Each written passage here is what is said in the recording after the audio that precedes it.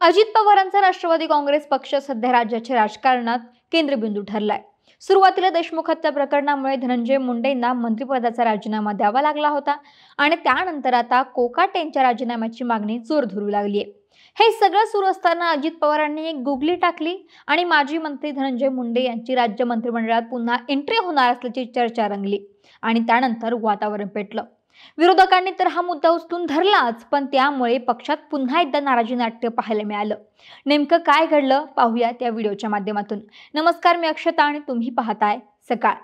आता isakal.com आहे देशातील नंबर 1 ची मराठी न्यूज वेबसाईट। प्रत्येक अपडेटसाठी isakal.com ला नक्की भेट द्या। पावसाळी अधिवेशनात विधान परिषदेमध्ये महत्त्वाच्या मुद्द्यावर चर्चा सुरू असतानाच पाठीमागे कृषी मंत्री माणिकराव कोकाटे हे रमी खेळताना पाहायला मिळाले। प्रेक्षक गॅलरीतून त्यांचा व्हिडिओ कोणीतरी रेकॉर्ड केला, जो व्हायरल झाला, प्रचंड व्हायरल झाला। यावरून आंदोलनं झाली, छावा संघटना आणि राष्ट्रवादी काँग्रेसचा झालेला वादही संपूर्ण महाराष्ट्रानं पाहिला आणि त्यामुळे माणिकराव कोकाटे यांच्या राजीनाम्याची मागणी जोर धरू लागली। यावरती छावा संघटनेच्या पदाधिकाऱ्यांनी आणि अजित पवारांची बैठक झाली आणि त्यावेळी अजित पवारांनी असा शब्दही दिला की मंगळवारी कोकाटेंबद्दल जो काही आहे तो निर्णय घेऊ। त्यामुळे माणिकराव कोकाटे यांचा राजीनामा जवळपास होणार अशी चर्चा सुरू असतानाच अजित पवारांनी पुण्यात 25 जुलैला मोठा बॉम्ब टाकला। पवारांनी धनंजय मुंडेंना मंत्रिमंडळ देण्याविषयी भाष्य केलं। त्यांच्यावरील आरोप बाजूला झाले की त्यांना संधी देऊ असं देखील अजित पवार यावेळी म्हणाले।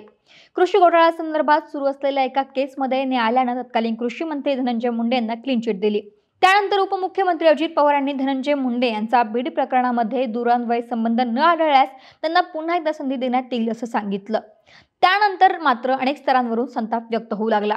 विरोधकांनी या प्रकरणावरून रान उठवलं, पण घर का भेदी लंका ढाय या म्हणेप्रमाणे अजित पवारांच्या आमदारांनाच या वक्तव्यावरती नाराजी व्यक्त केली।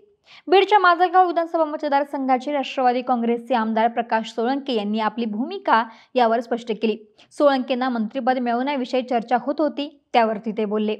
मागच्या 5 टर्मपासून आमदार असलेले राष्ट्रवादी काँग्रेसचे ज्येष्ठ नेते प्रकाश सोळंके यांनी थेट स्वपक्षावरती आणि अजित पवारांवरती गंभीर आरोप केले।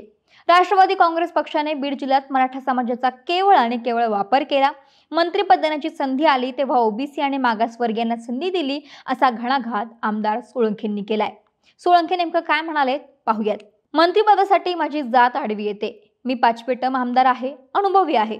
मला पक्षाचा म्हणजेच राष्ट्रवादी काँग्रेस पक्षाचा 35 वर्षांचा इतिहास माहिती आहे। पक्षश्रेष्ठींच्या दृष्टीने बीड जिल्हा हा ओबीसींसाठी राखीव असावा असं वाटते।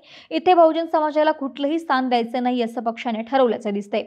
एवढंच नाही, सोळंके पुढे म्हणाले की पक्षाचा इतिहास मला माहिती आहे। बीड जिल्हा हा राष्ट्रवादी काँग्रेसचा समर्थक राहिलेला आहे। मागील अनेक निवडणुकीचे दाखले देता येतील। केवळ आणि केवळ मला मराठा समाजानं राष्ट्रवादीला खंबीर पाठिंबा दिलेला आहे, परंतु मंत्रिपद देताना मात्र कायम ओबीसींना आणि इतरांना संधी दिली जाते। शरद पवारांनीही तेच केलं आणि अजित पवारही तेच करतात। मराठा समाजाकडे डुंकूनही बघितलं जात नाही, ही वस्तुस्थिती आहे। हे माझे अनुभवाचे बोल आहे, अशा शब्दात सोळंकेंनी स्वपक्षावरती ताशेरे ओढले। एवढंच नाही, धनंजय मुंडेंच्या मंत्रिपदाच्या संकेतांवरती सोळंके एवढं म्हणाले की अजित पवारांनी काय संकेत दिले आहेत हे मला माहीत नाही, परंतु ते आमच्याच पक्षाचे आमदार आहेत।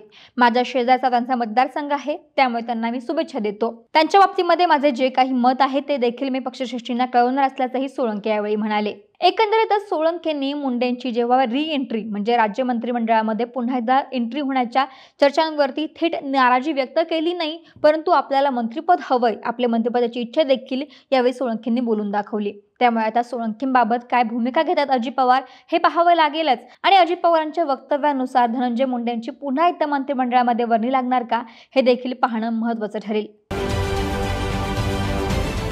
महाराष्ट्रातील सर्व बातम्यांचे विश्वासार्ह व्यासपीठ सकाळच्या सर्व सोशल मीडिया प्लॅटफॉर्मला लाईक, फॉलो आणि सबस्क्राईब करा। तसंच सर्व नोटिफिकेशनसाठी बेल आयकॉन प्रेस करायला विसरू नका।